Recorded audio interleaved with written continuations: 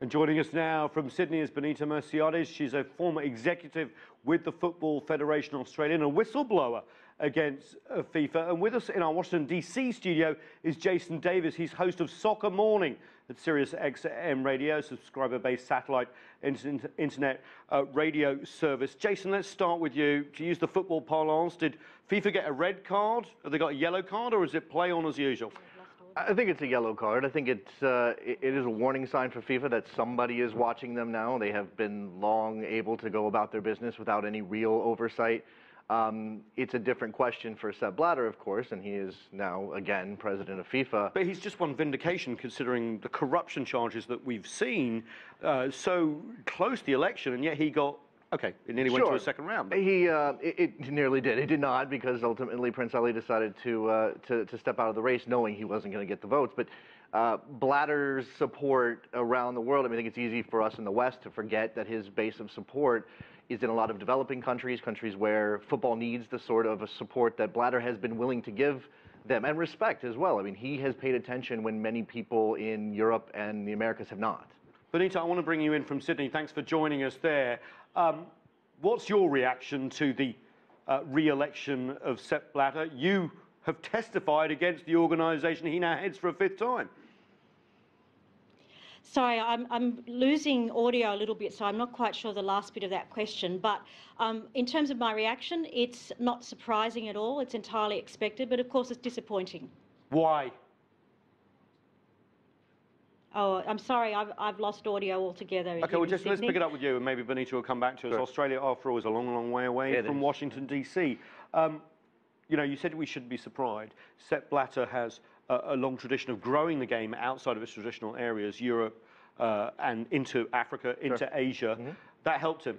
Absolutely. I mean, there are plenty of people in Africa who tell you there is no South Africa World Cup without Sepp Blatter. That engenders him a lot of support. In fact, one of the major reasons he was reelected today was because he held that entire block of African nations voting for him. And the same thing goes for Asia. I mean, the Qatari World Cup may not be his particular project. He did say he voted for the USA in that round of in that round of bidding, but it is the spirit of Sepp Blatter to push the game of football to various corners it has not been to yet that allows him to get that support. Absolutely. Let's hear from the man now after his victory. He says he's going to clean up. This gives me now the time, because I was identified to be responsible for what has happened. I take the responsibility, and we have to build up now a better image of FIFA. And I know how to do it. I cannot disclose it now, but we will do it as from tomorrow morning. We have a meeting of the executive committee, and they will listen to me. They will receive some information or some messages. Some of them will be surprised. Interesting. I mean, obviously, really looking at the way forward, not bothered by this at all. There is a question I want to ask you about the United States. The US football, you know, not a big invested player. Why did they bring this case? And there's been question marks internationally about the timing of this to try and get Sepp Blatter out. Sure. I think the timing was more about opportunity for the Department of Justice and the FBI. They had several key figures involved in the case in one location in a country with an extradition agreement with the United States. I think that was really the timing. Good point. But in terms of the U.S. bringing this case, I don't know that I see a lot of sour grapes when it comes to the lost World Cup bid. You don't think it's sore losers because the UK have been doing this? Yeah, you know, I just think that, you know, we have a police apparatus that is operating independently of any sort of cultural notions of football being a big... It's obviously, football is growing in the United States, but it's not nearly there enough to think that someone in the DOJ was upset about it. We've got Benita Merciades back with us from Sydney. Thanks for your patience. Glad we can hear you again. You have talked about FIFA potential corruption. Have you seen it as endemic? You were part of the Australia losing bid. Yeah, look, it is endemic, and that is the problem with FIFA. It's as Loretta Lynch said the other day. This has been going on for decades, and it's through all parts of the organisation. The World Cup bids, in a sense, they were just at the end that they were relatively recent, but it's not the only evidence of corruption or the only suggestion of corruption within the organisation. And it is this long-term systemised way of doing business within FIFA that needs to be addressed. What in particular? Oh, where do you start? I mean, the way they sort of work is you know, in Australia we'd call it good old-fashioned pork barrel politics. It's the same here in the United States. Blatter in particular draws his base from small countries that are not very resource-rich, and they do some wonderful works for development. They put football fields where there've never been football fields. Kids are able to play where they were not able to play. But there's no real probity or accountability around some of that funding. And there's, you know, favours sought, there are favours given, and that provides him with his voting base. That's worked very well for him for 17 years as president, and before that he was 17 years as CEO, and before that he was the first development officer in FIFA. So he actually built this whole system into being an art form. Can I ask you then, what's the way forward? He's just been re-elected for a 5th term, but the Americans have said, you know, this is the beginning of an investigation. There may be more corruption allegations. What would you like to see happen to FIFA? Different head, obviously, but... Well, yeah, I was just having trouble with the audio again, sorry, but I mean, the whole legal process has to go through its own time frame and its own process.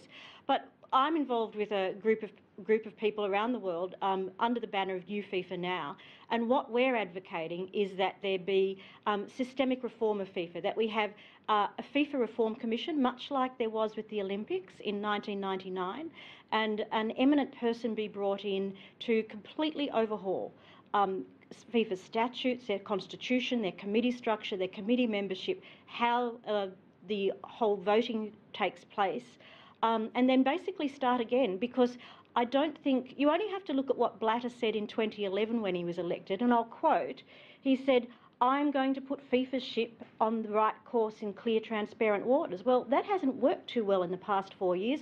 It hasn't worked too well in the past 17 years or 34 years. So we do need complete change for people to have confidence in this organisation. Jason, Benita has suggested someone like Mitt Romney, who rescued the Olympics here in Salt Lake City, or Kofi Annan, to head FIFA. But when you have powerful figures in the world like Vladimir Putin coming out and defending Sepp Blatter, you do realise this is not going to be an easy job, and there is still a lot of respect in the developing world for what Sepp Blatter has done to the game in Africa, to the game in Asia, and growing it out of its sort of Western dominance, which is important, right?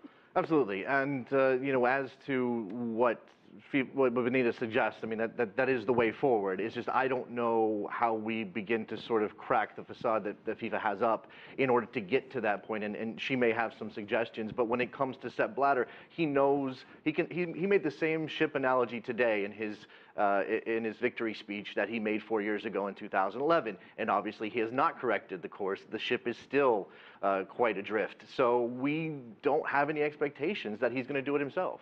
Benita in Sydney, I hope you can hear me, but they always say follow the money.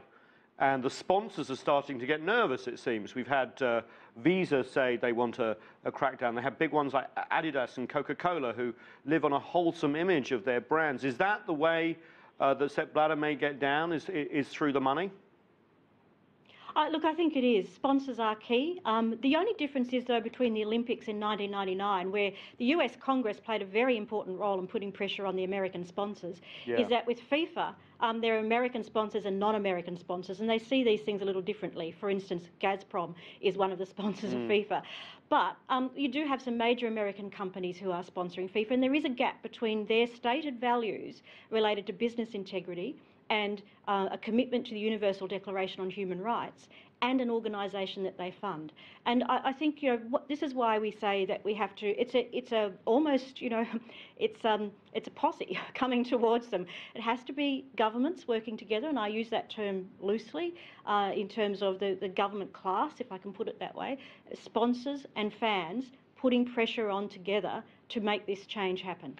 Jason, I want to talk to you about the money, because FIFA earned about $1.4 billion in the last World Cup cycle. The English Premiership League has about $25 billion in revenue. There are fixing allegations around Europe. Europol was brought in. Is this just football? It seems to be. I mean, the easier it is to see the game around the world, and clearly the Premier League is popular all over the place. The La Liga, the Spanish, have shifted times so that the games can be better viewed in China. There is clearly a direction that is we're going to consolidate as much money as we possibly can, and it's having a serious impact on how people think about how the game should be governed. Instead of what's best for football, it is what's best for our business. I want to just get down into this case because it's going to unfold in the next few months. Benito Merciades, how serious do you think the charges are? How much do you think they will hold up going forward? And can you see more allegations coming out as the months and weeks go in, potentially threatening Sepp Blatter? I don't think the FBI and the IRS and the US Attorney for the Eastern District of New York would have moved in, or the Swiss government, in fact, without having some confidence of what they're dealing with. So I would expect that the charges are very serious, that they know what they're doing. And when Loretta Lynch, who was so impressive the other day when she talked about these issues, when she says there is more to come, I think we can expect there's more to come.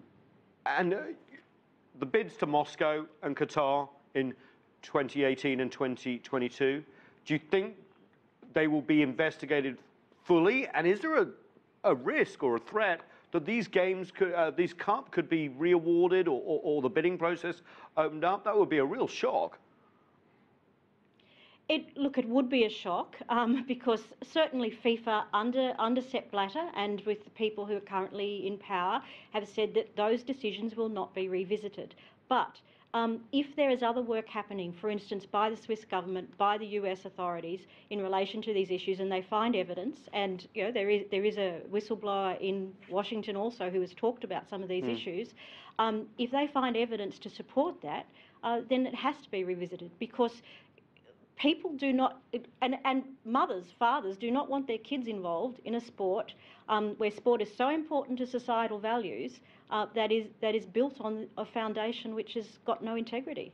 Say it ain't so. Jason, what have fans been saying on your radio show? There must have been a lot of buzz over this. Yeah, it's a little bit mixed. You know, a lot of people obviously calling for Sepp Blatter to be ousted. You know, despite the fact that I was consistently telling them that's probably not going to happen, much to their chagrin. You know, everybody's sickened by it, but I think the conclusion is that we're fans, and ultimately we're always going to come back to the game. It is what, you know, it is a passion of ours and of millions and billions of people around the world, and that's what buys FIFA the ability to slide by so often. Is it is so popular, it is so important to people that we don't turn away. Benito Merciades, I want to end this segment with you. A bit of a counter-narrative here. You know, we've seen a very successful World Cup in South Africa. We've seen a really good one in Brazil. It's opening up the world game like never before. Country teams are being in the stages that are beyond merit, but perhaps regionally should be there. Under Sepp Blatter, a lot of people feel the game has widened and deepened. What is your opinion? I think that's absolutely right. There's a lot under his leadership, which has been fantastic. No one can deny that the World Cup is probably the most successful sporting event in the world. And as Jason was just saying, fans love it. What's important though is to divorce our love for the game away from the way it's managed. And a game that is so huge, a game that is so successful, needs to be built on the basis of democracy, transparency and accountability. It needs the input of key stakeholders such as players and fans, which it doesn't really have in any systemic way. And it needs to be something in which we have some confidence and trust and can keep going forward. I think it is fantastic that football is truly a global language, and it has been able to be shown that is the case. So let's build on it and get better and do it in the right way. It looks like this battle between FIFA and its critics is going to go into extra time. Benito Merciades, thank you so much from Sydney. Jason Davis here in the studio in Washington, D.C. Thank you. Next, we'll have more on the investigation into the bids for the next World Cup tournaments with a Russian political analyst. Stay with us on The Heat.